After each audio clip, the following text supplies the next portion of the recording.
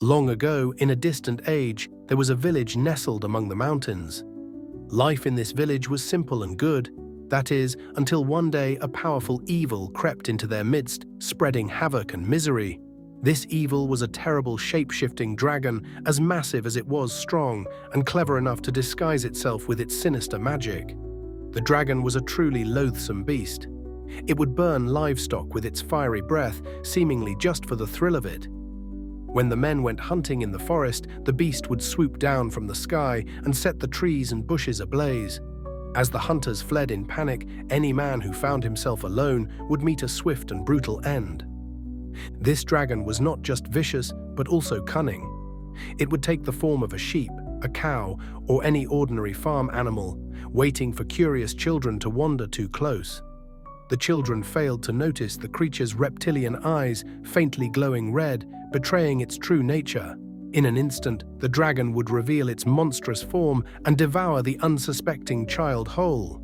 After enduring the dragon's terror for some time, the villagers resolved to kill it. However, fear had deeply rooted itself among them. Still, they decided to recruit a group of volunteers willing to confront the dragon and end its tyranny once and for all. One day, the villagers gathered in the center of the village, forming a large crowd eager to see who would step forward. To their surprise, only 3 did: an old monk, a young boy, and a one-legged warrior balancing on a wooden crutch. The crowd fell silent, but soon murmurs of disbelief spread. "Warrior, I know you. You were a skilled swordsman and one of our finest hunters. But how can you face the dragon as a cripple?" someone asked. "It's true. I lost half of my leg," the warrior replied. "But it happened while hunting the beast. Most who fight it don't live to tell the tale. Having faced it once and survived, perhaps I can still be of use." The villagers were not convinced, certain that facing the dragon again would mean the warrior's death. A woman pointed at the young boy. "How can you be so foolish as to think you can stand up to the dragon? Even seasoned warriors have failed." The boy stood silently, staring at the ground. He was indeed young, but he knew the dragon's evil all too well. His sister had been one of its victims. This tragedy fueled a courage beyond his years. The crowd then turned to the old monk, who stood feebly, supporting himself with a staff. His long, wispy white beard fell to the middle of his chest. A young man shouted, "Old man, your mind must be failing. You're too frail to face the dragon." Another villager chimed in, "And don't forget, you've taken vows that prevent you from harming any living creature, even a dragon as wicked as this. What use could you possibly be?" The monk slowly replied, "Yes, age has weakened my body, but my mind remains sharp. I've spent a lifetime studying in grand libraries and temples across the land. While I cannot harm another creature, do you truly believe that the wisdom of an old monk is useless?" The murmurs grew louder. Most agreed that these 3 volunteers were marching toward certain death.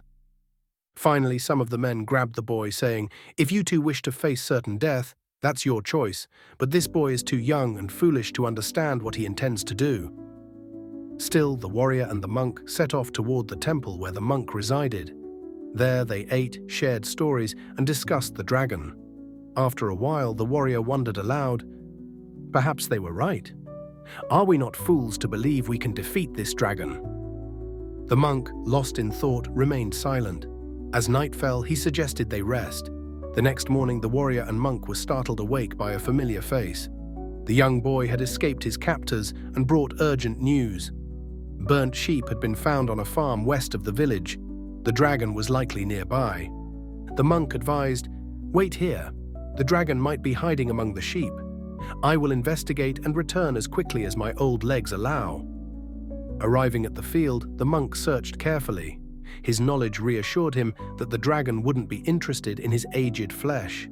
He inspected each sheep until he found what he sought, one with reptilian eyes faintly glowing red. He discreetly stroked its back, having dipped his hand in ink to mark it, then returned to the temple where the others waited. "The beast is there," the monk announced. "We must act before it moves again."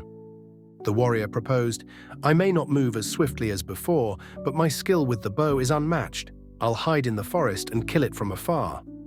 "Impossible," the monk countered. "Your arrow would only wound it. and it would transform back into its dragon form, rendering your weapon useless. The warrior then suggested, under cover of darkness, I could sneak up and kill it with a knife. The monk hesitated. It's a sound plan, but what if you make too much noise? The dragon would awaken and we'd be doomed.